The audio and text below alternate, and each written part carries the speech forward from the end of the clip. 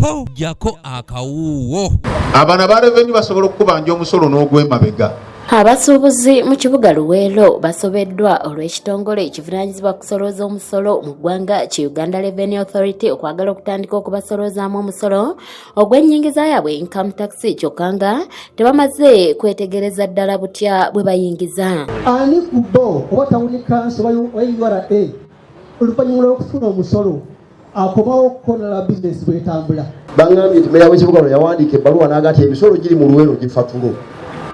Engeri y'ekifuntulo nammwe ne mujja kubinja naye lwanga costa ziri muno balyanga obuwuka buli omu agaba ku misolo emingi egifuntu ki sebo tukyali banaku ekyenkanidde awo emisolo tetugirina bizinesi zonna nsitamu n'ekyo bwe kiba kisobokera ddala okunyoga tekirekeka bwe kiba kirekeka nze ng'omukiise w'abantu bano. Abasuubuzi ekisinza okubajja enviiri ku mutwe kwe kubawa okulabulwa okw'ennaku 10 basasuliremu omusolo ogwo oba si kyo amaduuka gaabwe gaggalwe kyokka nga tebafunanga kumanyisibwa kwonna. Omuntu leiko yinza omuwa omusolo 967 okusinziira ku maybe business gy'alina n'okigobererako nti omwaka we gugendedde okuggwako alina kyeyeeyongeddeko oba asiraanye kubanga omuntu ayinza okubeera mu bupangisa nga at least bw'oba okola ogamba nti okusinziira ku byabadde akola atakyali kati mu bupangisa yazimbyeyo akayumba ke kati asula mu kake. Bino byonna okubaawo kiddiridde gye buvuddeko ab'ekitongole ekyo okugumba eruweero ne bamatiza abasuubuzi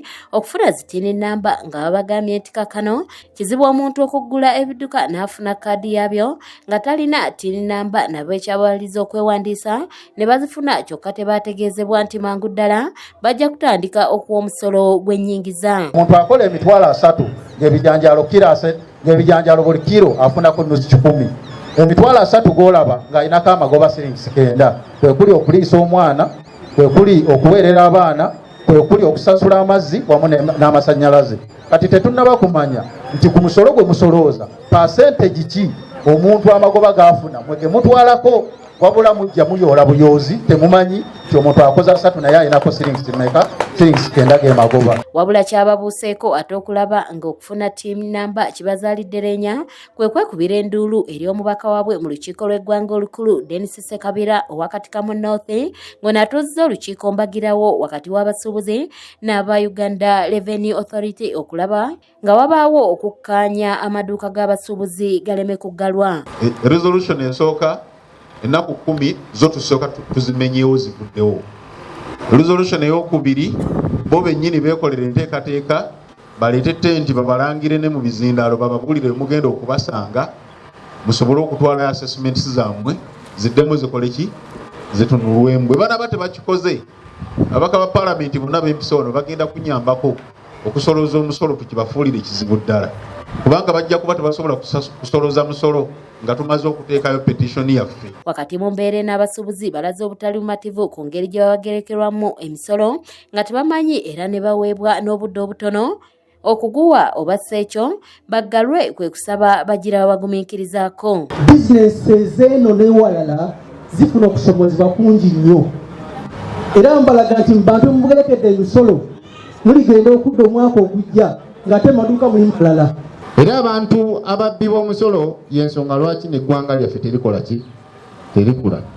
Waliwo abanene abali mu gavumenti nabo tulina oboogerako bo tebasasula muki musolo balina kye bayita tax avoidance. Mukama wange ssebo simanyi mu kitongole kyammwe engeri gye mukikolamu naye mulimu abantu bonga bukyanga atandika busuubuzi tasasula muki. Mubamu ku beetabye mu lukiiko luno ye mubaka akati Kamu South Athan Kirumira ng'onaasabye aba URA okufaayo balondoole n'abanene abaabalema okuwa omusolo kubanga bakoze kinene nnyo mu kuzza eggwanga emabega. Simanyi mu kitongole kyammwe engeri gye mukikolamu naye mulimu abantu bonga bukyanga atandika busuubuzi tasasula muki aleeta ebintu mu katale nga teyasasudde musolo. Bwe yasasudde omusolo definitely ogenda kubeera nga bakickinga out of business kuba yo aba agenda kutunda ebintu bye ku bbeeyi ya wansi ate gwe yasasudde omusolo ng'ebintu bye biri ku bbeeyi ya waggulu. oluvannyuma lw'omubaka Dennis Sekabire okwogerezeganya n'aba URA batuuse ku nzikiriziganya omusolo abasuubuzi basooke bayimirize okuguwa okutuusa nga bannyonnyose bulungi ensonga eyo kyokka basabye obutagezaako okulowooza ku kya kwerema kuwa musolo kubanga kyandibaviiramu akabaate. Next week oba wiiki eddako tujja bayitamu nga tubalanga tufune olunaku tufune tent kujjadalira wano bwe tubadde mu tax park tutekemu tent buli alina okwemulukunywake kwonna kwonna ku engeri gye bamusengekamu sente zalina okusasula tulabe tuteme empenda tubakenderezeeko basobole okusasula. Ng'oggyeko omusolo gwo ogw'ennyingiza guyite income tax URA gweyagala abasuubuzi bano batandika okuwa ate bayinayo n'ogwa town council guyite trading license ne local service tax kwogatta ne property tax. Saagala kuba muntu kyatasobola kusasula so mujje next week buli alina okwemulukunya atalina ttiini era tutasobola bakubagabira ttiini. Noreen Namawanda yakusakidde eggulire lino ku lwa ABS television. Buli omu amanye nti gwe genda weebuuze mulina ekizibu